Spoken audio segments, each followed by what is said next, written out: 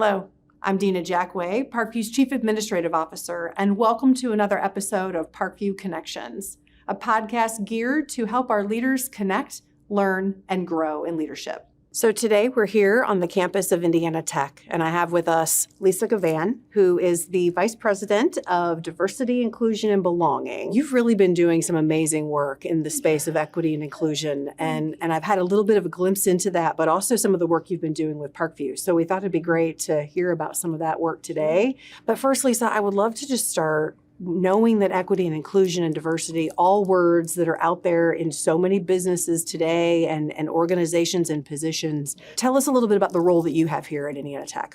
As a senior diversity officer, my role is to assess our climate and work toward intentionally transforming it by working with all the partners across the university. So we will look at data, we will assess data, we will work with best trends and how to make them Indiana Tech applicable and use them to advance our retention rates, our sense of belonging, our campus culture, and really work toward transformative experiences.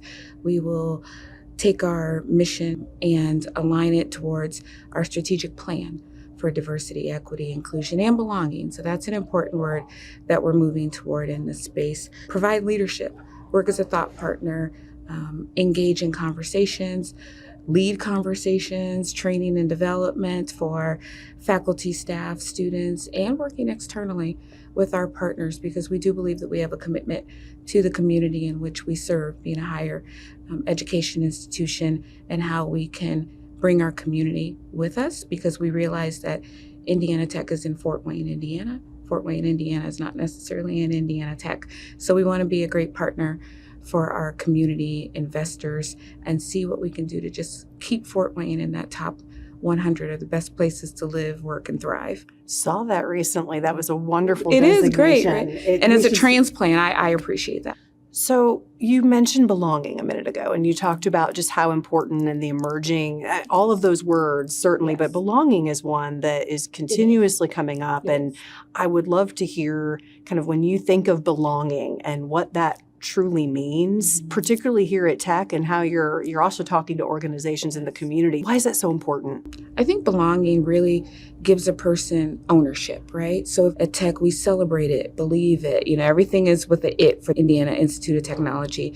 I think we want to own it, right? And when you feel that you've moved past appreciating and awareness, when you get to a sense of value, right? When it's not tolerated anymore, but I really feel valued, then I'm able to thrive. And then I feel like I belong. And I think with the other words, diversity, equity, and inclusion, they're all power words when you look at them. Diversity, it's up to the leaders to figure out we either have it or we don't. And if we don't, it's up to the leaders to decide how do we increase diversity. Same with equity. You either have it or you, but it's a leadership decision. It's a person in power. Even inclusion. If I feel like I belong, I'm going to get up. You just need to play my music. If you play my music, I'm going to dance. I'm going to thrive. I'm going to have a good time, because this is my space as well. And I feel like I own a piece of it. So I think when we're moving toward all of the other words and getting to a true sense of belonging, that helps with retention. That helps with persistence. That helps with people just being able to say, this is my place. I feel good. And I have some say-so into where we go next. Yeah, I think Indiana Tech certainly, and from the vantage point as a board of trustees, I think the commitment and the importance of having a chief diversity officer is so important. And the timing was right, the person was right, really being able to bring change. And talk a little bit about community, because there's a program that's been offered out to our community, which Parkview's taken advantage of, and I know has been really impactful. We'll hear from one of our leaders later who was impacted by that. But talk about that and the impact that it's had. So I do think that when you have an institution of higher education in a community, we do have an obligation to really see how we can pave the path for the community to be better, because ultimately our students don't stay on campus. They venture into the community. So what can we do to make our community ready for the students, and vice versa? The LEAD certificate is an inclusive leadership certificate. It is not a diversity certificate, but it is for non-diversity practitioners, because what we have seen is that the work is important, but we have a lot of people with lived experiences who do the work and they help. We have a lot of people who don't have lived experiences or training, but have the passion, like you spoke about earlier, that want to do the work. So This certificate takes theory to practice to really develop capacity, give people the tools and the skill set to leverage the lived experiences of people and companies and organizations and really move it forward on how we look to transform cultures where people feel like they belong, where people feel like they thrive, where you can look and assess a DEI plan and say, that may work for them, but how do we make it work for us? And where you ask the right questions so that you get the best answers. So as we think about vulnerability in leadership, and as we are lifelong learners, or we should be as leaders, and continuously investing in ourselves to really better our own teams, what's something practical that a leader can do to really have an impact on belonging? I think realize the value in relationships, to know your team, to know that they're not all just one voice, that they're individuals that make up the team. So understand that there doesn't necessarily need to be groupthink, that if you're looking at the outliers, those are the ones who are going to make sure that you're hearing all the voices and you have all the information. And then model the behavior. As leaders, we need to show that we are human. We don't get everything right. We're not perfect. And so when we grant ourselves grace, it allows other people to see us as being humans and taking, everything that comes with that and grant us grace as well. And when we're able to model the behavior that, is it a glass ball or is it a rubber ball? Are we really, if we make this mistake, is it going to crash everything? Or will we be able to bounce back up and use it as a learning experience? And I think asking good questions, going back to some of that vulnerability and building relationships, so much of it is the power of asking good questions and learning. And so we don't know what we don't know. No, well said. Okay, last question, because we're in Andorfer Commons, and I know that all these flags here, can you tell us a little bit about what these flags represent? They represent students, our student base. So one of the reasons that I was so excited about this position is because Indiana Tech has amazing domestic and global diversity. So these flags represent a country that we have students from. And actually we need to put up, I believe it's 12 to 15 more flags because we're growing. And so it's just a great place to recognize who we are and our why, right? And how we approach this work and how important this work is to us every day. Well, congratulations on being able to add 12 more flags and showing what kind of environment certainly it is here at Tech, and appreciate the work that you're doing to really make great transformation. So we have with us now Chris Higbie, who is a manager over nursing professional development, and she was part of the LEAD program and one of our Parkview leaders who went through. So Chris, thanks for being here. Thank you for having me. Appreciate it. So why did you even sign up for the program? I deal with onboarding of hundreds and hundreds of clinical coworkers. And I really wanted to make sure that we were having a space that was welcoming and inviting. You talked about belonging in the first session.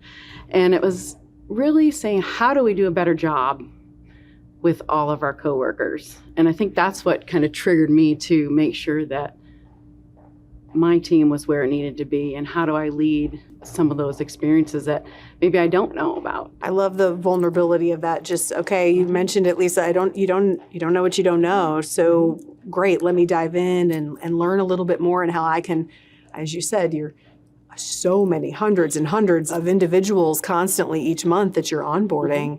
So what was a big takeaway for you? So I think some of the biggest takeaways from this program was diversity, equity, inclusion, belonging is much bigger than what you initially think. One thing that Lisa said during our time together was intent doesn't equal your impact. And that has resonated with me. It's like I can have all the greatest intentions of the world, but what's my impact going to be? And what kind of leader can I be if I kind of, put my money where my mouth is and really go forward and see, how do we do a better job? I didn't know how to do that at the time. And it was really hard. That belonging and that value, if we recognize it and we value each and every person where they are, it makes us better. And it helps me as a leader make sure that we're going where we need to be going. What would you say is one way you've been able to do that? I mean, maybe that first moment of aha, this is really something that is impactful and exactly what you were seeking out. Luckily, another member of my team was in our cohort with me, and we were able to go back. As soon as we finished every cohort session, we were able to go back and look at what does our programming look at, and really take a really in-depth look at what are we saying, what are we doing, how are we welcoming our coworkers into Parkview. It might be even just a simple phrase that somebody that is a English as second language doesn't understand. Are we having microaggressions that we don't even realize because it's common knowledge to us? How are we making an inclusive, belonging environment from day one, from second one when they walk in our doors?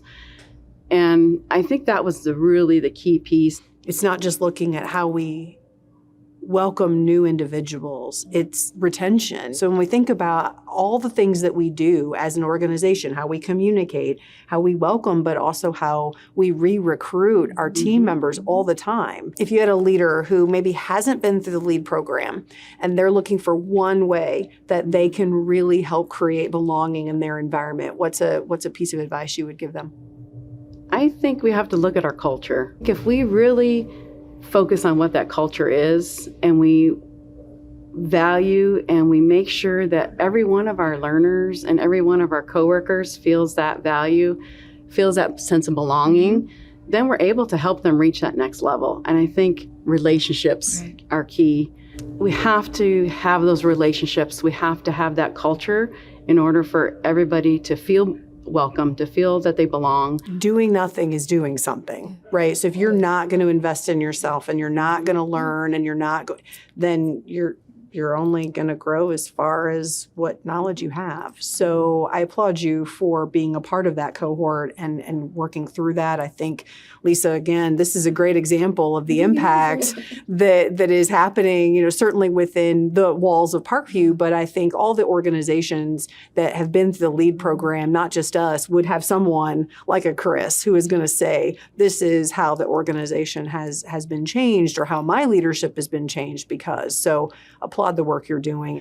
Well, thank you both. Appreciate being here today, and thanks for having us here on campus. And just incredible, again, work that investing in our development as leaders is one of the most important things we can do. Thanks for tuning in to another episode of Parkview Connections. Today's was an important topic, and we appreciated having Lisa and Chris share their perspectives.